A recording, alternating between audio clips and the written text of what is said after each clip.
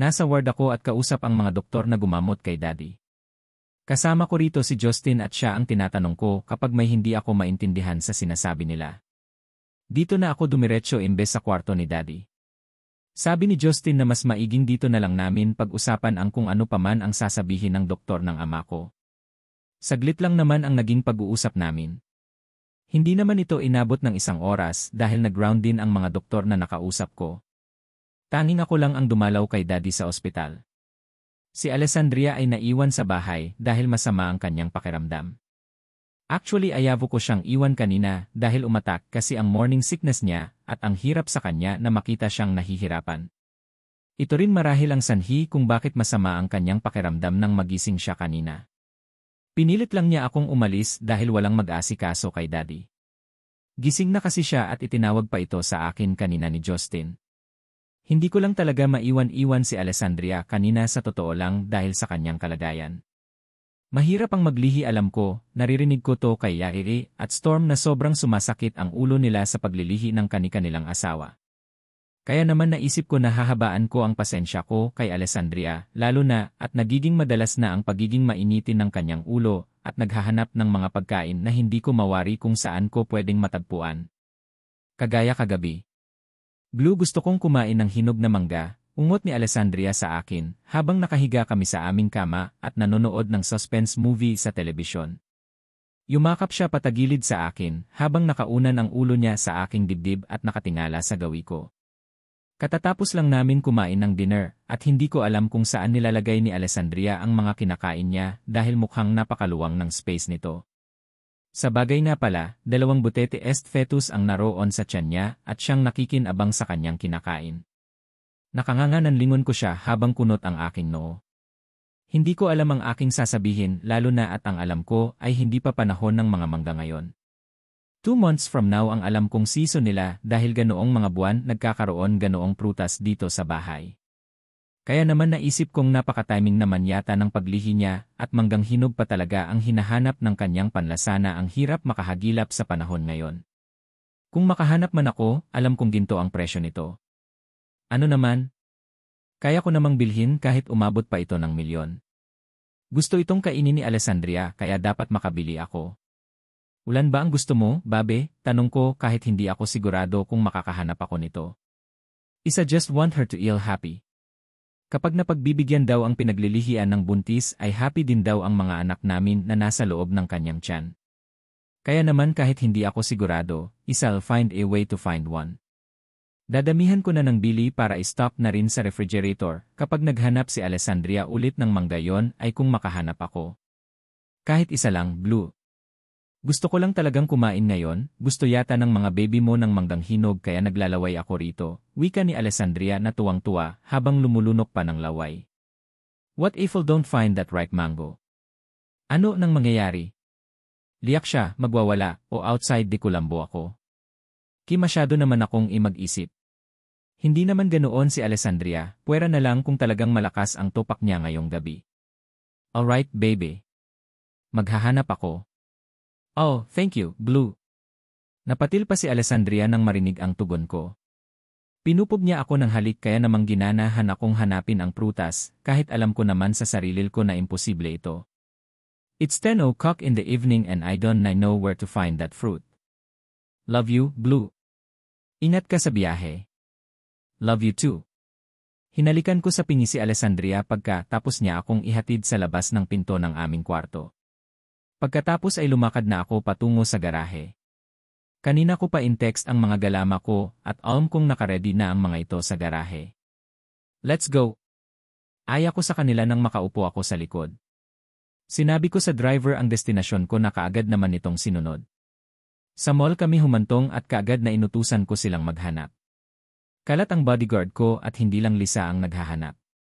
2 sasakyan ang dala namin at ang kabilang sasakyan ay sa ibang lugar naman ang naghanap. Inabot kaming 1 oras sa paghahanap ngunit sa malas, wala kaming nahanap na manggal ang nahanap lang naman ay dried mangoes na pinakyaw ko na at sakaling magustuhan ni Alessandria. Habang pauwi kami sa mansion ay panay ang dalangin ko. Dalangin ko na sana magustuhan niya ang mangga kahit pinatuyo na lang ito para maging panghimagas. Abot-abot ang kaba ko habang paakyat ako ng kwarto namin. Lang beses akong nagdasal na sana hindi pagsimulan ng away ang manggang pinatuyo na dala ko. Marahan kong pinihit ang seradura ng pintuan ng kwarto namin. Sinilip ko kung tulog na ba si Alessandria o ano. Sa malas, gising pa siya at mukhang hinihintay ang aking pagdating. Babe, nandito na ako, ani ko para kunin ang atensyon niya. Oh, Blue. Bakit ang tagal mo? Hindi mo ba nabasa ang chat ko sa'yo? Nakangiti niyang sabi habang sige ang kain ng hinog na mangga. Hinog na mangga?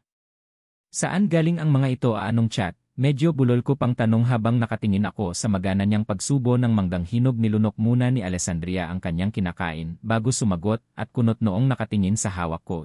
Tinext kita na mayroon ng mangga rito. Naalala ko na nagpabili pala ako kay Manang 8 kahapon at mayroong 1 kilo roon. Nanlambot ako sa aking narinig. Halos 1 oras kaming naghanap tapos mayroon naman pala rito sa bahay. Hay diputal, sorry, Blue, nakalimutan ko, wika ni Alessandria na tila nakokonsensya. No worries, babe. Wala rin naman akong nakita sa labas kaya swerte na may naitabi ka pala, sabi ko naman na nakahinga ng maluwag sa aking nalaman. Patay ako kapag wala akong nauwi, salamat na lang talaga at may nakatakas ako sa init ng ulo niya tonight. Blue. Pasensya na ulit. Alright, si. Umupo ako sa tabi niya at binitiwan ang supot na may lamang dried mangoes. Siya naman ay takang dinampot ang supot at tiningnan ang laman nito. Wow! Naghugis puso ang matang bulalas niya. Kaagad niyang binuklat ang isang supot ng dried mangoes at nilantakan ito. Natuwa naman ako na makitang masaya siyang kinakain ng mangga. Naitsapwera na nga ang kinakain niya at hindi na niya ito napansin. Napangiti na lang ako habang napapailing. May silbi rin pala ang nabili ko at mukhang mas gusto niya ito kaysa sa fresh na manggang hinog. Oh, paano, Per? Mauna na ako sa'yo. Puntahan muna si Tito Azrael sa kwarto niya at kumustahin ang kanyang kalagayan. Mamaya na tayo mag-usap kapag natapos na ako sa pagro-round sa aking mga pasyente, untag ni Justin sa akin nang dalawa na lang kaming naiwan na nag-uusap. Ipinilig ko naman ang aking ulo para alisin sa isip ko ang tungkol sa aking pagbabalik tanaw kagabi. Nakakapagod maghanap ng prutas na gusto niya. But worth it naman kahit papaano dahil nagustuhan naman niya ito. Sige, Per. Kita na lang tayo mamaya. Mauna na ako sa isero, Blue. Tinanguan ko lang si Justin at saka na naglakad sa daan patungo sa kwarto ng daddy ko. Hindi rin ako nagtagal sa pagbisita kay daddy. Nang makita kong ayos naman siya at hindi naman pinapabayaan ng mga nurse, nagpaalam na ako na babalik na lang bukas ng maaga para asikasuhin siya. Payo rin kasi ng mga doktor na huwag akong magtagal sa pagbisita para makapagpahinga si daddy. Rest ang kailangan niya kaya bawal muna siyang dalawin at kausapin ng matagal, di bale, kalahating buwan na lang ang ilalagi niya sa ospital at pwede na siyang umuwi kapag magaling na siya ng tuluyan. Manang, nasaan po si Alessa? Tanong ko kay Manang nang makita kong wala si Alessandria sa kwarto namin. Maging sa Teresa ay wala ito kaya nagtataka ako kung saan siya pumunta.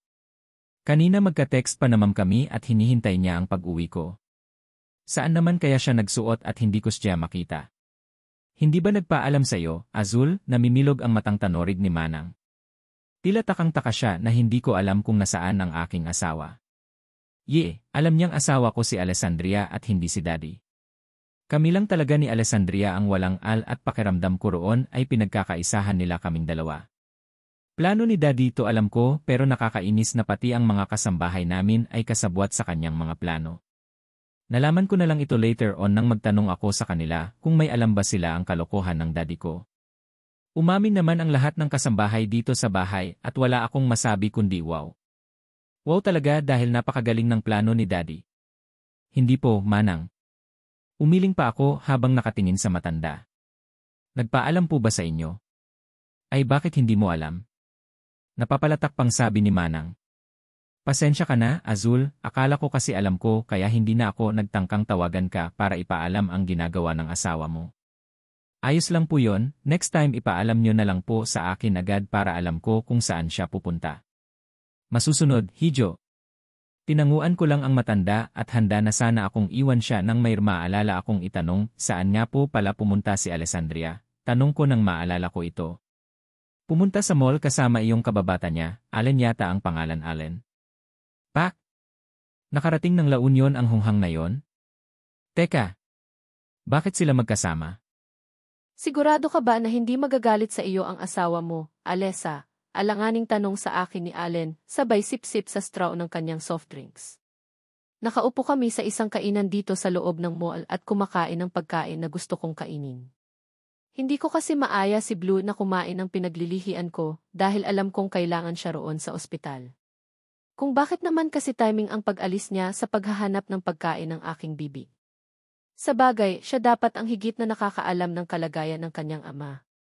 Kahit naman kasi ligtas na ito pansamantala sa kapahamakan, mas maiging malaman ang mga do's and don'ts para sa matanda para mas mapahaba pa ang buhay nito. Hindi pa rin dapat maging kampante si Blue, lalo na at nadagdagan lang ang haba ng buhay ng kanyang ama at hindi ibig sabihin na ligtas na ito sa sakit nito. Baka mamaya bigla na lang sumulpot dito at bangasan na lang ako sa aking mukha, ani ni Allen na halata sa mukha niya ang pag-aalala, ngunit banaag ko naman ang kasiyahan sa mukha ng loko. Natutuwa siguro siya na makita akong muli pagkatapos ng naging engkwentro nila ni Blue nang nakaraan sa Davao. Hindi naman talaga dapat siya ang aayain ko na lumabas. Si Manang sana pero marami kasi siyang ginagawa. Tapos bigla ko siyang naisip nang maalala kong narito rin siya sa La Union dahil nilipat siya ng branch ng kanyang boss para rito madestino. Tumaas kasi ang posisyon niya at rito nga siya na destino para sa posisyon na inatang sa kanya. Hindi naman ni. Umiling-iling pa ako habang inunguya ang piraso ng Japanese siomai na siyang gusto kong kainin. Ito ang kinatatakaman ko pa noong isang araw at naalala ko na lang bigla ito nang makita ko ito sa patalastasa sa bahay, ngunit parang mas masarap yata kumain sa mall, lalo na at mainit-init pa ito habang kinakain. Sigurado ka ba, Alessa? Ayaw ko kasing ako na naman ang pinagmulan ng away ninyo dahil alam mo naman na mainit ang dugo talaga sa akin ng asawa mo. Napahagigik ako sa kanyang sinabi na ikinasimangot naman niya. Siya naman kasi ang may kasalanan kung bakit mainit ang dugo ni Blue sa kanya. Inasar kasi niya ito noon at kung ano-ano ng kalokohan pa ang naisip niya na kinagat naman ni Blue. Napakaseloso ng lalaking iyon at alam kong gagawin niyang issue ang anumang makita ng kanyang mga mata. Alam kong babangasan niya ang magtangka na lumapit at humawak sa akin. Territorial siya sa kanyang mga pagmamay-ari at ayaw niya na may ibang humahawak ng mga ito. Pati nga tingin ay alam kong ipagbabawal niya kung nanaisin niya. Ang akala naman siguro ni Allen na kapag ginawa niya iyon ay mapaghihiwalay niya kami. Kahit nakakita siya ng tiempo para mapaghiwalay niya kami ni Blue, hindi iyon sapat na dahilan para magkawatak kami. Alam kong hindi ako basta-basta pakakawala ni Blue ng ganoon. Ganon na lang lalo na ngayon na nalaman namin kami pala talaga ang mag-asawa at hindi kami ng ama niya. Baliw iyon sa akin at alam ko kung ano ang kaya niyang gawin kapag may humadlang sa aming relasyon. Daddy nga niya kinalaban pa niya na dapat hindi naman pala, ibang tao pa kaya. Malabo iyang iniisip mo dahil alam kong busy siya sa daddy niya. Mamayang hapon pa ang uwi niya o baka gabihin pa nga siya. Sabi ko na hindi ako sigurado sa sagot ko. Hindi ko alam kung anong oras siya makakauwi kaya alanganin. Alam kong magkasama kami ni Allen. Hindi ko na nga sinabi sa kanya. Hindi ko sinabi dahil hindi ako nakapagpaalam. Dahil once na nagsabi ako sa kanya, usok ang ilong niya at alam kong hindi niya ako papayagan na lumabas na kasama ang aking kaibigan. Pero matigas ang ulo ko, ang lakas ng loob ko na sumama kay Allen, lalo na at gusto ng panlasa ko ang lasa ng siomai. Ang mali ko lang ay pinapunta ko siya sa bahay ni Blue. Nakita siya ni Manang at hindi ko na naisip na sabihin sa matanda na huwag na siyang magsabi para wala ng gulo. Alam kong magagalit iyon kapag malaman niya. Kaya naman hindi na ako nagpaalam pa, alam kong mas usok ang ilong niya kapag nalaman niya tapos hindi pa ako nagpaalam. Mukhang hindi ka naman sigurado sa sagot mo, Alessa. Kung mag-cause man ng away ninyo ang pag-aya mo sa akin, sana ay hindi na lang sana ako ang inaya mo. At saka pwede ko namang hanapin sa Google Map ang bahay nila, Tita Kie, kaya ayos lang kung hindi natuloy ang lakad natin ngayon. Isa rin ito sa dahilan kung bakit ako lumabas. Hindi lang ito dahil sa siomai na gusto kong kainin. Nagpapasama rin kasi si Allen na puntahan ang bahay ng kanyang tita Kie nang nakaraan at naalala ko lang ito kanina. Tamang-tama pa na day off niya, kaya inaya ko na dahil mamaya ay baka hindi na magkaroon ng pagkakataon na samahan ko siya. Alam kong kapag walo nakauwi na si Azrael dito ay lagi na sa tabi ko si Blue. Nangako siya na magbabakasyon siya sa trabaho once na naging maayos na ang kalagayan ng 8 matanda. Mawawalan na ako ng pagkakataon na samahan si Allen, kaya maiging ngayong araw ito nangyari. Kung hindi kita sasamahan, maliligaw ka ng daan. Hindi mo rin siya makikita kung hindi dahil sa tulong ko. Alam ko kung saan nakatira si Tita Kiye, at maigi nang ako ang magdala sa kanya roon kaysa ang Google Map na baka pwede pa siyang iligaw. Mainit ang dugo noon sa akin. Inilayo niya ang bote ng soft drinks sa harapan niya at ang siomai naman ang nilantakan niya. Papaliwanag ko naman sa kanya, Allen. Wala naman tayong ginagawang masama kaya huwag kang mag-isip ng ganyan kahit na naalala lang kita, Alessa. Dapat talaga hindi na lang kita tinawagan noong nakaraan para samahan ako sa bahay ni Tita Gi. Sana nag-Google Map na lang talaga ako para mabilis na nahanap ang bahay ni Tita Gi. Useless din yan minsan. Hayaan mo na, saglit lang naman ako. Uwi na rin agad ako dahil baka madatnan pa niyang wala ako sa bahay. Lian ang sinasabi ko, mamaya mag-away na naman kayo dahil sa akin. Hindi yan, alam ko namang hindi tayo hahanapin ni natigil ako sa aking sinasabi nang mapasulyap ako sa labas ng kinakainan namin ng siomai ni Allen. I saw Blue standing there while looking mad at me. Patay! Hindi dininig ng langit ang panalangin ko, pabor yata sa kanya ang lahat ngayon.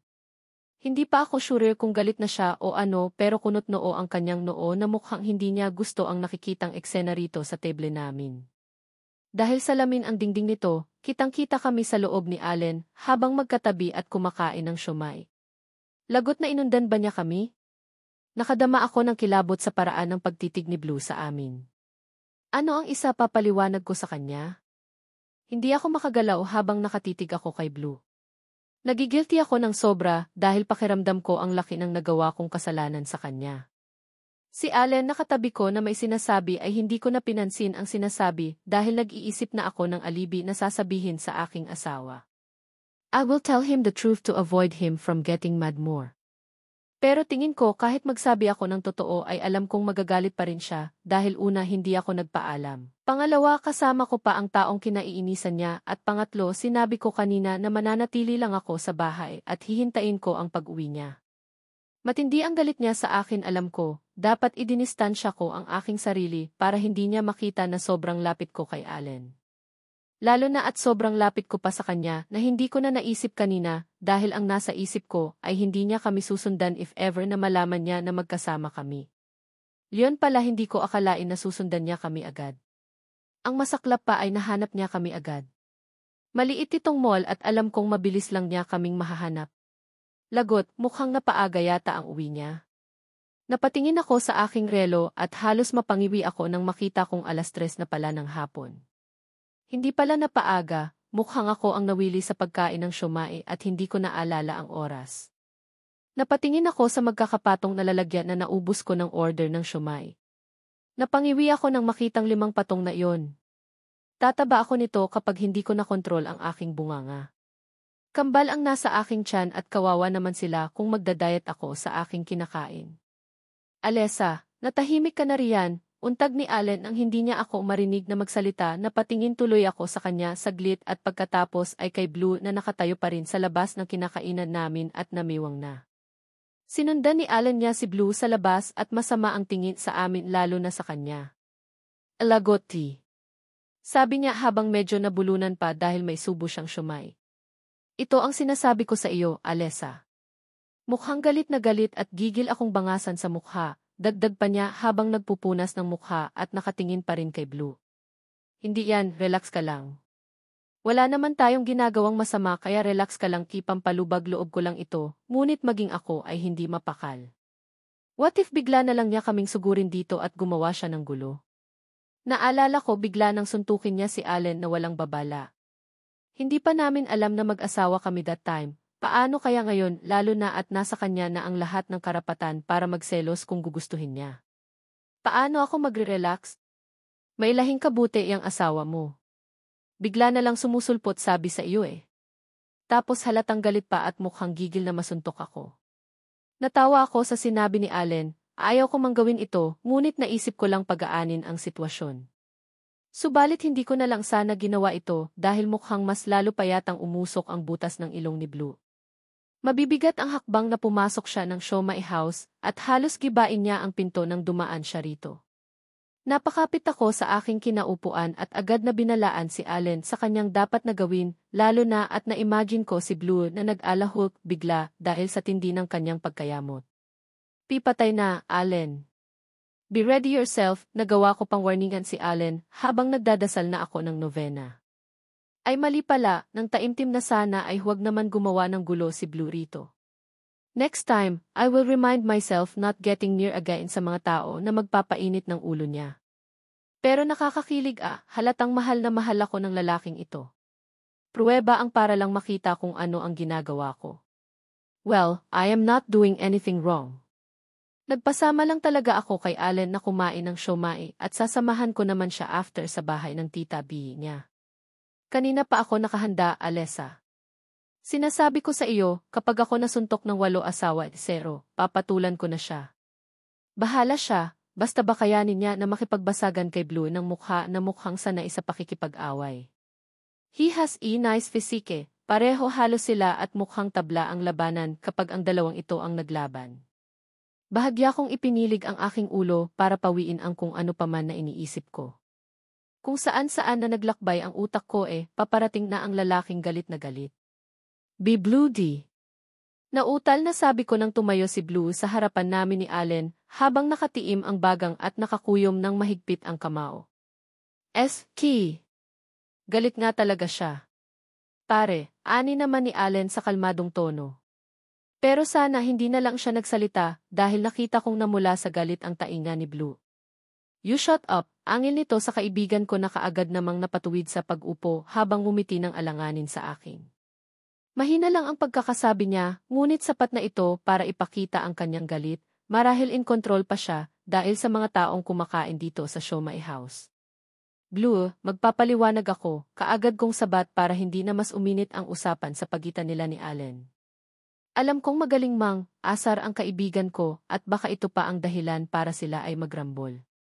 Okay, explain. Malamig na tura ni Blue habang maiin ang tingin sa akin na patingin tuloy ako sa distansya namin ni Allen sa isa't isa at halos mapangiwi ako nang makita kong halos magkadikit na kami. Siguro dahil sa pagkataranta kaya kasi nautal na sabi ko. Hindi ako makapag-compose ng salita dahil natataranta ako sa matiim niyang titig. Sabi ko relax lang kami ni Allen pero bakit tila yata ako ang unang nataranta. Ako na, Alessa, kaagad namang sabat ni Allen sa mahinahong tinig. Subalit kaagad namang umungol ang protesta si Blue at mas lalong sumidhi ang yamot niya sa amin. Hindi ikaw ang kinakausap ko kaya shut up ka riyan, duro niya kay Allen na galit na galit. Napatingin tuloy ang ilang kumakain sa amin sa loob ng siomai house kaya naisip kong umalis na lang kami rito at sa ibang lugar niya ako kumprontahin. Napapahiyang nilapitan ko si Blue at hinigit palabas ng kainan. Nagpahigit naman siya habang masama pa rin ang tingin nito kay Allen. Kapag hindi ko pa ginawa ito, alam kong mas mag-init pa ang usapan sa pagitan nila at alam kong rumble sila kapag nagkataon. Sorry na, pasensya na kung magkasama kami ni Allen. Sinamahan lang naman niya ako para kainin ang gusto ng mga anak mo. Wala naman kaming ibang ginagawang masama. Gusto ko lang talagang kumain ng Japanese siomai at siya ang naisip kong ayain dahil busy ka. Dire-diretso na paliwanag ko bago pa mawala sa utak ko ang nabuo kong salita. Bakit hindi mo ko hinintay? Bakit ibang tao pa ang kasama mo para sa mga pinaglilihian mo? Inis na sabi ni Blue habang nakatingin pa sa loob at pinagmamasdan si Allen na nakatingin pa sa gawin namin at halata ang pag-aalala para sa akin. Hindi naman siya dapat mag-alala pa. Alam kong hindi ako magagawang pagbuhatan ng kamay ni Blue dahil mahal na mahal niya ako. Sa gusto na ng panlasa ko na kumain ng siomai. At isa pa, hindi lang naman iyon ang dahilan kung bakit magkasama kami. Tuturo ko rin sa kanya ang bahay ng tea kahit na, Alessa. You know how I hate your packing best friend. May gusto siya sa iyo at hindi maganda sa mata na magkasama kayo. Napapahiyang nagyuko ako ng aking ulo. Alam ko mali ako pero may reason naman kung bakit ako nakipagkita sa kanya. Saka alam naman ni Allen ang limitasyon niya. May asawa na ako at alam kong hindi na siya ulit nang ilapit sa akin ang idinudulog ng kanyang puso. Sorry, alam kong mali ako, Blue. Pasensya na ulit, hindi na maulit. Next time, kapag may gusto kang kainin, magsabi ka sa akin. Bibilhin ko kahit gaano ako kabisi. You know, you will always be in a priority in life. Maang na napaangat ako ng aking ulo. I never expected to hear this from him. Ibig sabihin, kapag nagsabi ako kanina ay kaagad siyang tatalima kahit gaano pa kaimportante ang sadya niya sa ospital. Blue. Sorry Natsi. I won't accept your apology, Alessandria. Masyado mo akong nyamot lalo na at sobrang sweet nyo pa ng best friend mo, nakahalukip-kip na sabi ni Blue habang nanghahaba ang kanyang nguso. Maang naman na napamulagat ang aking mga mata. Akala ko pa naman madali lang para sa kanya ang patawarin ako. Ano nang gusto mong gawin ko para mapatawad mo ako, malungkot na saad ko. Mukhang magpapasuyo ang asawa ko, sa bagay, mali nga ako so dapat mag-i-effort talaga ako. Tumingin si Blue sa akin gamit pa rin ang matiim niyang titig. What do you think, baby? He said in a serious tone, kitsatsupain ba kita? Hindi sigurado na sabi ko, pa. Alessandria. Watch your words, gigil na saway ko kay Alessandria sa mahinang tono habang tumitingin ako sa paligid namin. Pulang-pula ang aking tainga dahil sa hiyang aking nadarama tapos pilit ko ring tinatago ang paninigas ng aking armas. Sa dami ng maiisip niyang paraan para mapakalma ako ay ito pa talaga ang maiisip niya. Tapos sa ganitong lugar pa talaga niya tatanungin sa akin ang ganitong tanong. Paano kung may makarinig? Nakakahiya sa taong makakarinig kung mayroon man. Baka isipin pa nila na malibog siyang babae at walang delikadesa kung magsalita ng ganito in public. Buti sana kung di masagwa sa pandinig ng makakarinig. Mas preferred ko kasi ang blowjob kaysa ang tsupa kung ako ang tatanungin. Tsupa is pangbading na word, hindi ito nababagay sa bibig ni Alessandria, pero bakit ganoon? Sobra akong nalilibugan lalo na at malamyos ang boses niya nang magtanong sa akin at tila ba nang akit na walang ka-effort. Damn! Naalala ko tuloy noong nasa Davao kami, ito rin ang inalok niyang pampalubag loob ko na hindi matuloy-tuloy dahil maraming istorbo. Sa kanalang ito natuloy nang makauwi kami ng La Union. Mukhang matutupad muli ang pinapangarap ko na masubo niya ulit ako, ngunit masama ang mood ko ngayon, gusto kong pahirapan siya sa pagsuyo sa akin dahil nakakailan na siya sa akin. Lagi na lang niyang pinapahirapan ang puso ko. Lahat naman ginagawa ko ay para sa aming dalawa, para maging masaya kami. Bakit pagdating sa akin ay hindi ko man lang makita ang effort niya? Ako lagi ang nag-effort para sa aming relasyon. Ako lagi ang umisiip ng paraan para hindi kami mabuko ni Daddy, noong di pa namin nalalaman na palabas lang ang lahat. Kailangan muna namin ng distansya sa isa't isa para sa kapakapanan ng Daddy ko. Akala ko naging maayos sa kanya ang aming pag-uusap, ngunit hindi pala. Pinahirapan niya ako ng husto at hindi man lang inaalala ang nararamdaman ko. Masakit sa akin ang desisyon na yon at alam kong mas sa kanya. Konting panahon lang naman ang hinihingi ko pero hindi pa niya maibigay. Tapos malalaman ko na nakitulog siya sa ibang bahay kasama ang kababata niya. Kung alam ko lang na kami talaga ang mag-asawa that time, nungka ko siyang papayagan na makitulog kahit kaninong bahay na wala akong pahintulot. Tapos heto na naman, hindi na naman siya nagpaalam sa akin, hindi na naman niya iniisip ang nararamdaman ko oras na malaman kong kasama na naman niya ang kaibigan niya na mainit ang dugo ko rito ng sobra. Manhid ba siya para hindi niya nararamdaman ang nararamdaman ko? Nagagalit ako ngunit parang baliwala lang sa kanya. Dahil ano? Dahil kayang-kaya niya akong suyuin, dahil kayang-kaya niya akong pasunirin sa kanya, dahil alam niyang marupok ako pagdating sa kanya. Marupok talaga ako pagdating sa kanya. Ngunit pipilitin kong tikisin ang nararamdaman ko dahil mukhang nasasanay na siya na pahirapan at saktan ako. I want her to see my worth, hindi yung palagi na lang ako ang intindi sa kanya dahil buntis siya, dahil tama siya. No. Sa isang relasyon dapat give and take dapat. Dapat alam din niya ang limitasyon niya sa ibang tao at bagay para hindi kami magkaroon ng hindi pagkakaunawaan. Umiwas siya sa mga taong alam niyang mainit ang dugo ko, lalo na sa kababata niyang may gusto sa kanya. Alam na nga niyang may gusto ito sa kanya, hindi pa niya iwasan at baka isipin pa nitong may pag-asa ito sa kanya. Hindi naman malakas ang boses ko, Blue. Wala naman sigurong nakarinig ng niya. Nakahinga ako ng maluwag nang makita kong mukhang wala nga naman yatang nakarinig. Pansin ko na maingay naman kaunti ang background at imposible naman siguro na may nakarinig sa sinabi ni Alessandria. Just don't ask me like that when we're in public. This is not the right place to ask me like that. What if someone heard it? Nakakahiya lalo na at babae ka. Saka mo na ako tanungin ng ganyan kapag tayong dalawa lang, ani ko na bakas pa rin sa boses ang aking pagkayamot. Binuksan ko ang buttons ng suot kong polo shirt na malapit sa aking liig at pinunasan ang namuong pawis sa aking noo. Pinagpawisan ako ng malapot lalo na at hindi ko alam kung paano ko itatago ang pamumukol ng aking harapan. Pinapahirapan talaga ako ni Alessandria kahit kailan. Kanina halos makabunggo ako ng tao at sasakyan makarating lang agad ako dito sa mall gusto kong manakal ng tao, ngunit pinigilan ko lang ang aking sarili para hindi kami magkagulo ng kaibigan niya. Isa pa, iniwasan ko ang magalit at pagtaasan siya ng tono, lalo na at buntis. Sensitive siya kung minsan at baka matiming na masama ang mood niya ngayon. Sorry, kung iyan ang naisip kong itanong sayo. Wala akong maisip na paraan para patawarin mo ako kaya iyan ang naisip kong solusyon. Dumistansya ng bahagya si Alessandria sa akin na tila ilyak na. Mukhang napahiya yata siya sa sinabi ko at tila naging masama ito sa kanyang pandinig. Napamura ako ng mahina habang kinakalma pa rin ang aking sarili. Ako na naman yata ang manunuyo pagkatapos na mag-init ang ulo ko kanya.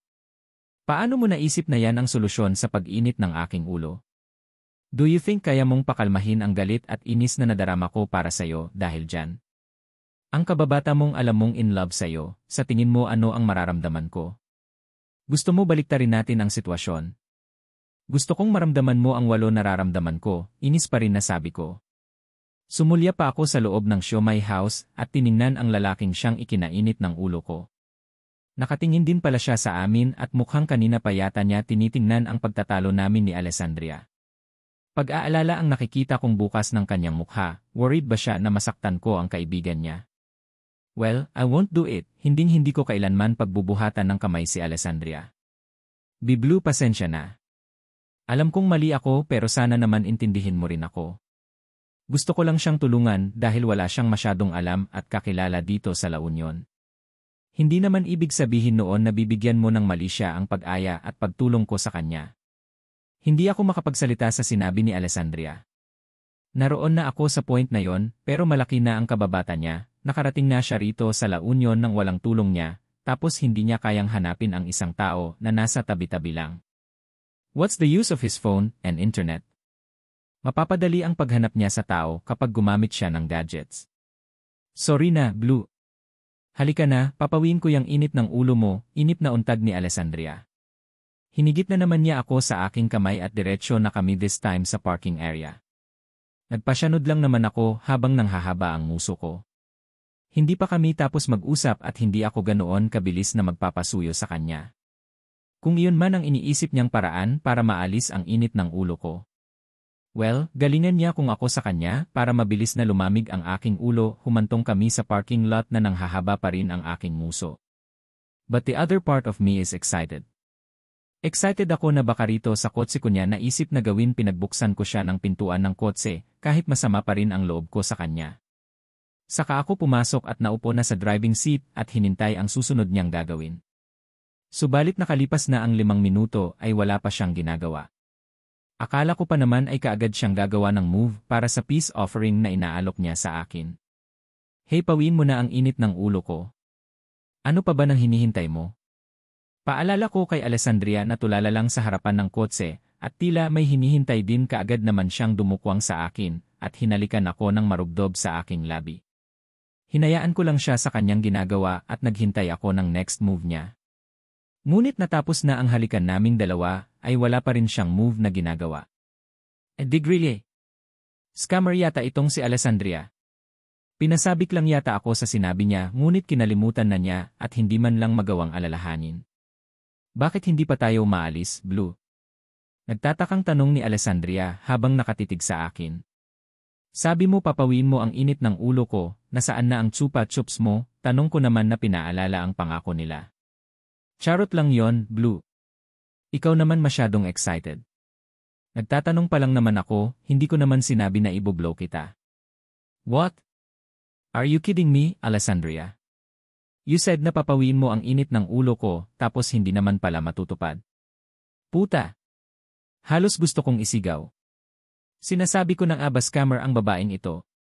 Pinasabik lang talaga ako. Joke nga lang yon, si maayos na tayong dalawa. Sumagot ka pa sa mga halik ko, nakangiti niyang sabi sabay haplos sa aking bibig. What? Yon na yon, nainis kong bulalas. Asa pa naman ako sa isang masarap na chupa chops. Kainis. Scammer. Natatawa ako ng palihim kay Blue kapag napapasulyap ako sa kanya. Halatang bad trip ang lalaking ito sa akin dahil hindi na pagbigyan sa gusto niya. Hindi naman totoong joke ko lang iyon sa kanya. Tototohanin ko naman talaga pero mukhang atat lang siya. Blowjob ang naisip kong pang-alo ko sa kanya. Ito ang naisip kong pampalubag loob ng bad trip niya sa akin at mukhang effective naman.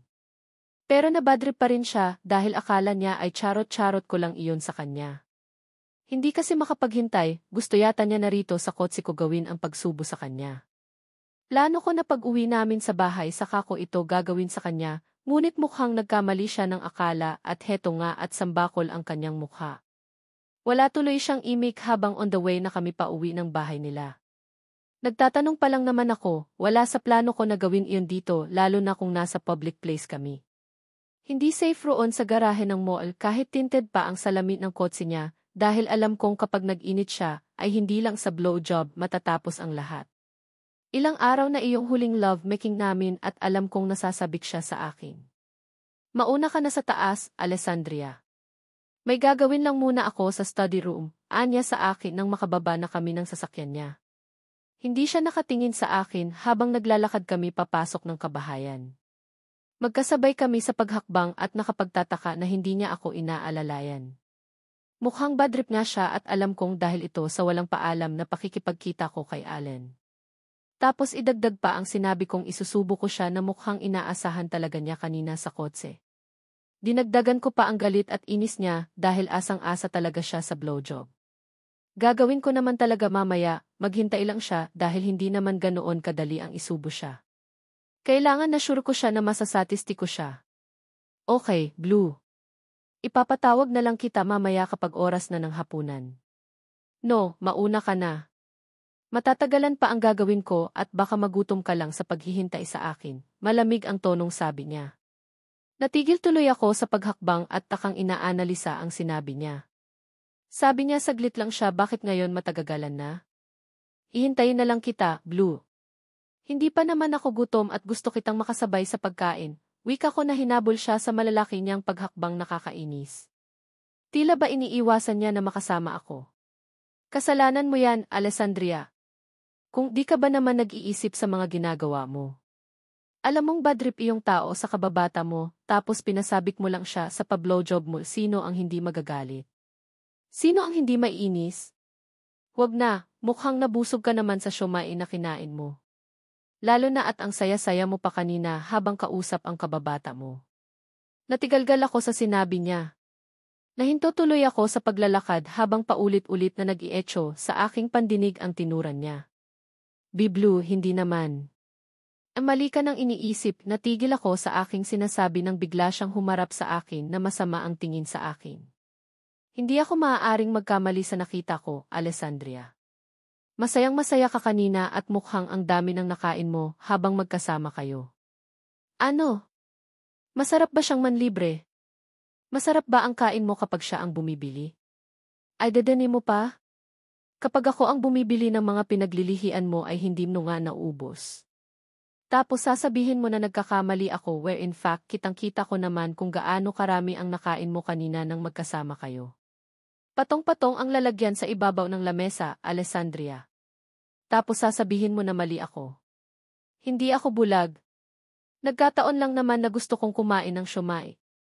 Kasalanan ko ba kung ito ang gusto ng mga anak mo? Halos nakasigaw na ako sa kanya dahil nagsisimula na akong mainis sa nonsense na pinag-aawayan namin. Pati pala ang paglilihi ko sa mga pagkain na gusto ko ay napapansin niya. Kasalanan ko ba kung hindi ko na gusto ang pagkain na binili niya kapag hinain na niya sa akin? Sa ayaw na ng panlasa ko kapag nasa harapan ko na, ano nang magagawa ko? Pilitin ko kahit ayaw ko. Ibig sabihin na siya rin ang gusto ng mga anak natin na kaharap mo sa pagkain kaya ka na parami ng kain. Yan ba ang ibig mong sabihin? Putanginal. Nakakasuka ba ang pagmumukha ko at hindi ka makakain ng maayos kapag ako ang kaharap mo? Blue, hindi. Wala akong sinabi na ganyan. Wala ngal pero iyan ang nakita ko kanina. Ang gana mo kumain, ang sarap give mga paguya mo at ang sarap pa ng tawa mo habang magkausap kayo. Mali ka ng inisip. Buwisit ka. Binibigyan mo ng mali siya ang lahat. Putanginala ko pa ngayon ang mali ang iniisip. Kahit saan mo tingnan mali ka, Alessandria. May asawa kang tao na pwede kang samahan saan mo man gusto pero nagawa mong sumama sa ibal pwede kong i-cancel ang mga importanteng lakad ko para samahan ka sa gusto mong puntahan pero hindi mo ako tinawagan. Iba ang tinawagan mo dahil ito ang gusto mo, diba? Mas masarap kumain kapag iba ang kasama mo dahil sa hikbi na pinipigilan kong kumawala sa aking bibig. Ito ba ang iniisip niya sa akin kanina? Ito ba kaya sobrang tahimik niya habang pauwi kami? Sorry hindi na maulit Sumusukong sabi ko. Kapag hindi pa ako tumigil ay alam kong mas lalo siyang mag-init sa galit. Hindi na talaga dahil bawal ka nang makipagkita sa lalaking iyon. Napaiyak ako sa sinabi ni Blue. Pero kung ito ang makakapagpalubag sa loob niya gagawin ko. Susunod ako sa gusto niya dahil ayaw ko rin na magkaroon kami ng hindi pagkakaunawaan dahil kay Allen. Hindi na ako makikipagkita sa kanya. Good. Now go to our room and change your clothes. Ipapalaba ko agad kay Manang iyang mga damit mo kaya dapat nakapagbihis ka na pag-akyat mo ng kwarto natin. Ayoko na maiwan ang bakas ng amoy ng lalaking iyon sa katawan mo kaya mag-shower ka rin. Okay, umiiyak ko pa ring sabi ko. Grabe naman siya, galit na galit talaga siya kay Allen. Wala naman kaming ginagawang masama. Kasalanan na pala ang makita akong tumatawa kasama siya. Nakakainis siya. Masyado naman siya kung magselos. Buti sana kung nakita niya kaming magkahawak kamay o magkayakap. Pero hindi may espasyo naman sa pagitan namin at hindi naman siguro pag-iisipan ng masama ng kahit sino na makita akong tumatawa kasama ang ibang lalaki. Pero nakalimutan ko na si Blue pala ito. Sobra siyang magselos at isa ng patunay ang nangyari sa Davao. After you are done, eat your dinner later. Huwag mo na akong hintayin dahil ayaw muna kitang makasabay sa pagkain, mas lalo akong napaiyak. Galit na galit siya. Mukhang hindi mapapawi ng tsupa ang galit ng lalaking to. Lang ako nakipagsabayan dahil mas lalong uminit ang ulo niya. I am at fault. Dapat ako ang nagpakumbaba dahil ako ang may kasalanan ng lahat. Iniwan niya ako ng walang paalam, hindi man lang ako inalo o ano habang umiiyak ako. Napilitan akong umakyat sa taas habang sige pa rin ang pag-iyak ko. Saka na lang ako tumigil sa pag-iyak nang makarating ako sa kwarto namin. Naisip ko na bawal pala sa akin ang sobrang pag-iyak, maaapektuhan ang mga batang nasa loob ng aking sinapupunan. Isa-isa kong inalis ang mga damit ko. Tinupi ko ito sa ibabaw ng kama dahil gusto ni Blue na labhan ito ni Manang patamad na pumasok ako sa shower at naligo. Sinunod ko ang gusto niya dahil alam kong kapag nagmatigas ako ay alam kong hindi kami magkakaayos. Nagpa siya akong mahiga sa kama nang makapagbihis ako. Hindi ko naabutan si Manang dahil nakita kong wala na ang damit sa ibabaw ng aming kama. Magtatanong pa sana ako kung ano pa ang ibinili ni Blue o sinabi, ngunit hindi ko naman namalayan ang pagpasok ng matanda rito. Nahiga ako sa kama at muling naluha. Pangalawang pagsasagutan na namin ito ni Blue at mukhang nasagad ko siya this time. Si Allen na naman ang naging sanhi ng pag-aaway namin at tama lang siguro na pinagbawalan niya ako. Ayaw kong mas lumawig pa ang away na to kaya mas maigi na sigurong sundin ko siya. Nakatulugan ko ang pag-iyak. Madilim na rito sa kwarto namin ni Blue at tanging lampshade sa may gilid ng kama ang nakasindi nang magising ako. Nag-inat na bumangon ako at kinapa ang switch ng ilaw. Kaagad na tumambad sa aking paningin ang pagkain na nakahain sa lamesa. Nakatakip ang mga ito, ngunit amoy na amoy ko naman kung ano ang mga ito. Mukhang kare-kare na may ginisang bagoong alamang nakasama. Adobong karne, pritong isda at sinigang. Hindi ako sigurado dahil naghalo na ang amoy sa silid. Nami-miss ko na nga pumunta riyan. Bukas papasyal ako riyan. Kumusta na si Farah? Hindi ba ako nami-miss na ulinigan kong sabi ni Blue na palabas ng banyo? Napatingin siya sa akin, ngunit kaagad ding nag-iwas ng tingin habang patuloy na kinakausap ang taong nasa kabilang linya. Awang ang mga labing inaanalis ako kung tama ba ako nang rinig sa sinabi niya. Farah? Hindi siya nami-miss. Sino yon? Babae niya? Ex-girlfriend, ex-fling. Malungkot akong nagda-drive patungo sa hacienda ni na Devin. Birthday niya ngayon at imbitado kaming lahat na magkakaibigan para samahan siyang magselebra ng kanyang kaarawan. Doon na lang siya nagselebra sa kanilang hacienda dahil bukod sa kaming magbabarkada lang ang bisita, wala na siyang inaasahan na iba pang bisita dahil hindi naman siya nag-imbita. Saka sa inuman lang din ang bagsak ng selebrasyon mamaya kaya mas maigi nang kami-kami na lang ang magkaharap. Gusto ko man isama si Alessandria sa lakad ko para makilala naman siya ng mga kaibigan ko. Naunahan naman ako ng inis nang makita ko siya na hindi masyadong dinalaw ang mga pagkain na ipinahain ko kanina kay Manang. Kumain naman siya ngunit hindi masyadong magana katulad noong kasama niya ang buwisit niyang kababata. Naisip ko tuloy na mas magana yata siyang kumain kapag kaharap niya ang lalaking iyon. Alam kong parte pa rin ito ng paglilihi niya, pinipilit ko namang intindihin ito, ngunit uminit talaga ang ulo ko kapag naisip ko ang nasaksihan ko ng hapong iyon. Ang sarap ng kain niya, ang sarap ng tawa niya, at ang saya-saya niya na kasama ang lalaking iyon. Bakit kapag ako ang kaharap niyang kumain, wala siyang gana, masungit pa tapos matamlay pa siya parati at parang ayaw niya akong kasabay kumain kapag kakain na kami. Sabi ni Manang na natural daw na mapili sa paglilihi ang mga buntis. May buntis pa nga na iba ang gustong kasama kaysa sa kanyang asawa. Ganito marahil kababata niya. Naku! Huwag lang niya itong mapaglihian dahil talagang walo magrereklamo ako sa kanya kapag ito ang naging kamukha ng kambal. Sabi pa ni Manang na natatandaan ko, minsan, kaya mainit ang dugo nila ay dahil wala sila sa mood o kaya naman ay nag-iba ang taste nila sa mga bagay na nakasanayan na nila. May mga ganitong cases daw talaga ng paglilihi kaya ako na raw ang bahalang umintindi. Iniintindi ko naman siya pero napuno na ako ng hapong iyon. Sumasabay pa sa nararamdaman ko ang pagsiselos ko sa lalaking iyon dahil masaya si Alessandria na kasama siya. Kung hindi ko lang alam na may gusto ang lalaking iyon kay Alessandria ay hindi ako makakaramdam ng ganito. Pero may gusto ang lalaking iyon sa kanya at natatakot ako na baka isang araw ay maagaw niya sa akin si Alessandria. Lumipas na ang 2 araw pero nayayamot pa rin talaga ako kay Alessandria kapag sumasagi sa isipan ko ang naging sagutan namin. Pinainit niya ng husto ang ulo ko dahil imbes na aluin niya ang naggangalit kong damdamin. Nakuha pa niya akong sagot-sagutin at parang pinipilit niya na mali ako at tama siya. Ipinilig ko ang aking ulo para pawiin ang isiping ito. Ayaw kong bad trip na bubungad sa party ni Devin dahil ayaw kong masira ang birthday party niya dahil sa akin. Ayaw kong dalhin ang problema ko roon kaya pipilitin kong alisin sa isip ko ang hindi namin pagkakaunawaan ni Alessandria. Magiging okay din ako. Magpapalamig muna ako ng ulo at tamang-tama ang selebrasyon ng birthday ni Devin. May dahilan ako para uminom at maglasing iniwasan kong tumikim ng alak ng ilang araw. Ayaw kong ilagay sa utak ko ang nainom ko kaya tiniis ko na huwag mag-inom. Kapag ginawa ko ito at parehong mainit ang ulo namin ni Alessandria. Alam kong sasabog kaming dalawa at baka pinatulin ko ang patakbo ng aking sasakyan. Inaliw ko ang aking sarili sa mga makukulay na ilaw na aking nadadaanan sa kalsada para saglit na kalimutan ang bigat na narito sa aking dibdib. Alam kong hindi ko ito dapat prinoproblema dahil pwede naman namin itong pag-usapan ng maayos ni Alessandria. Pero kasi nagmamatigas talaga ako. Nasasanay na siya na suwayin ako, ang saktan ako. Gusto ko rin talagang maisip ni Alessandria ang worth ko bilang asawa niya. Hindi iyong walo sarili na lang niya ang laging iniisip niya. Sana minsan maisip naman niya ang nararamdaman ko.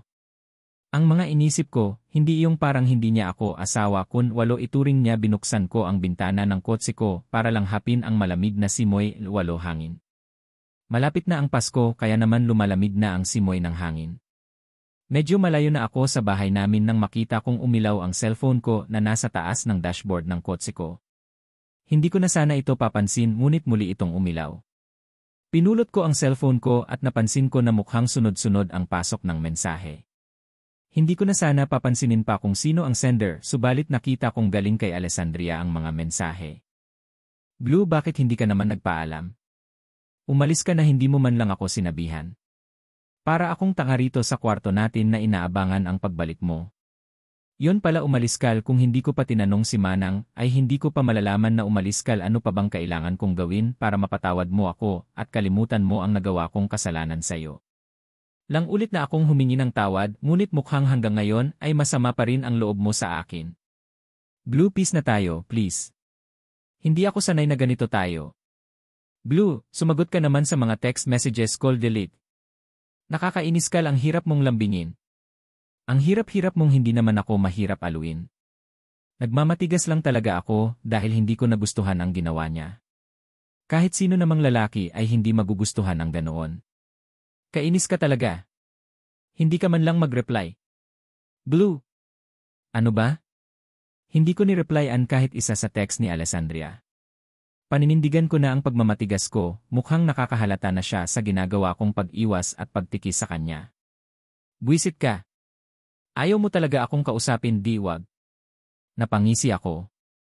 Gigil na siya, alam ko. Baka nga umiiyak na siya sa sobrang inis. Nabaghan naman ang puso ko sa aking naisip.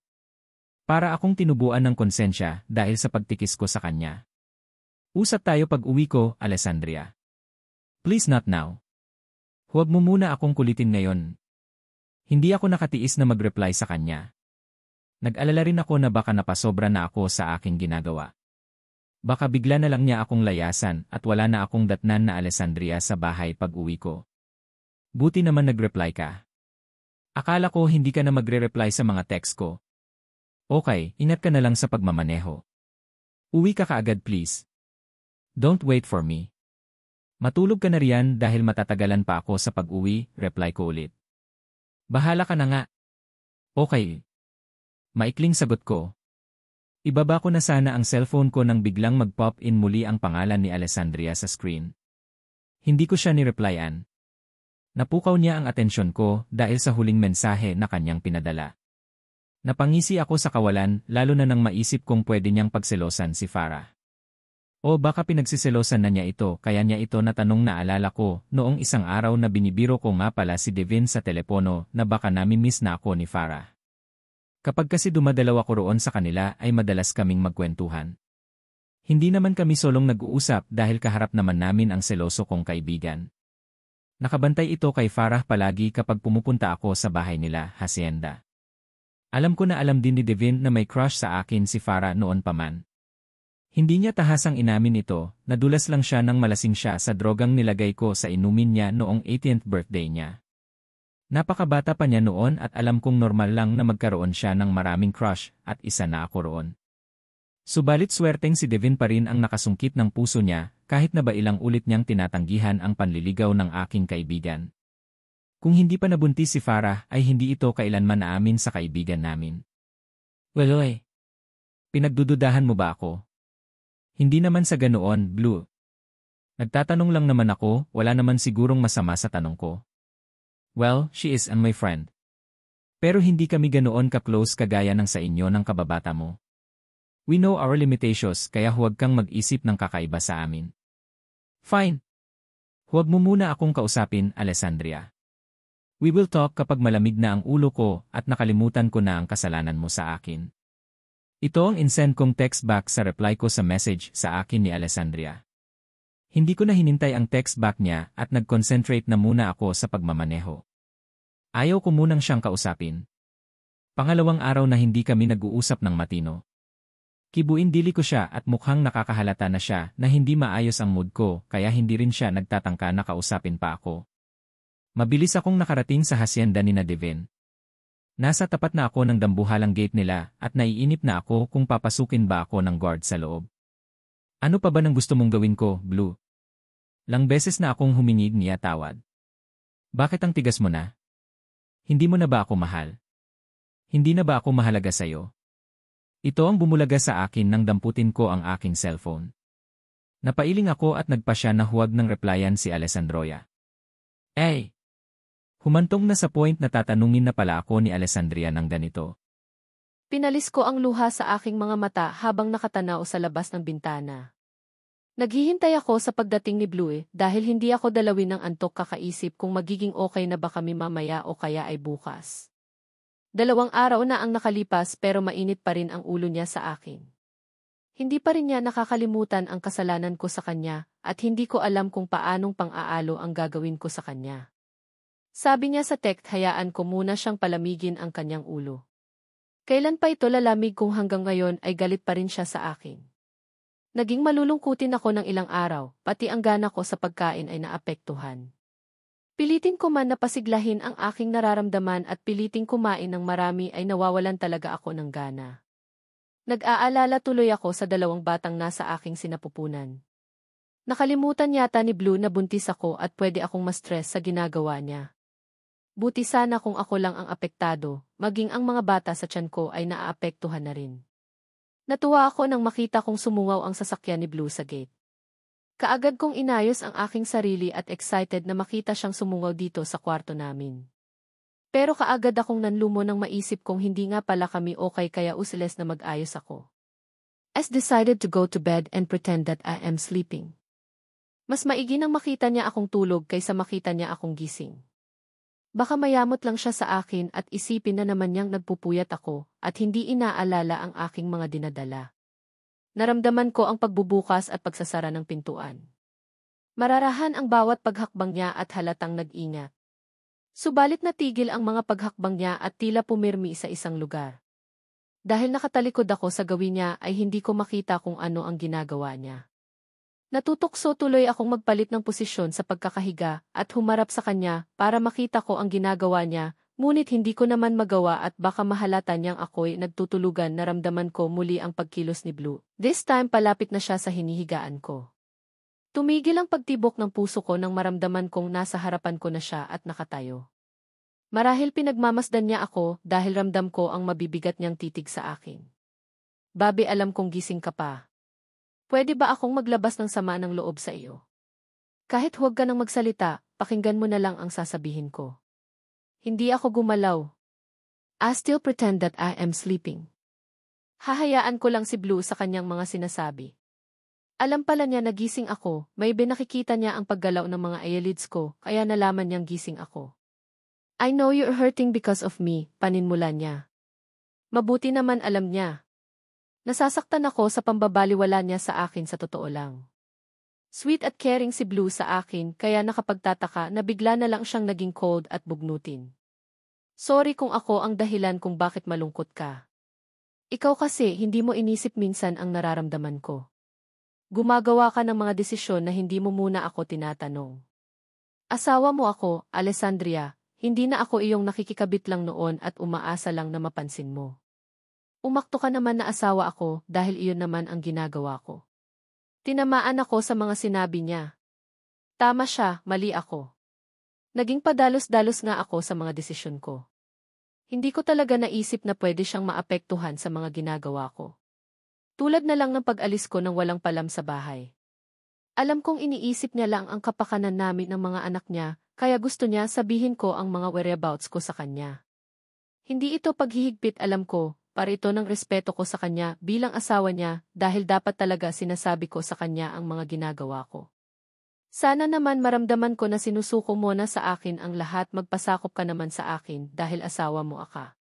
Sumunod ka naman kapag may sinasabi ako sa iyo o ipinagbabawal. Dahil ganoon din ako sa iya, isusuko ko ang sarili ko sa iyo dahil ganito naman talaga ang dalawang nagmamahalan na tao, di ba? Give and take sana tayo para mas tumagal at tumibay pa ang ating relasyon.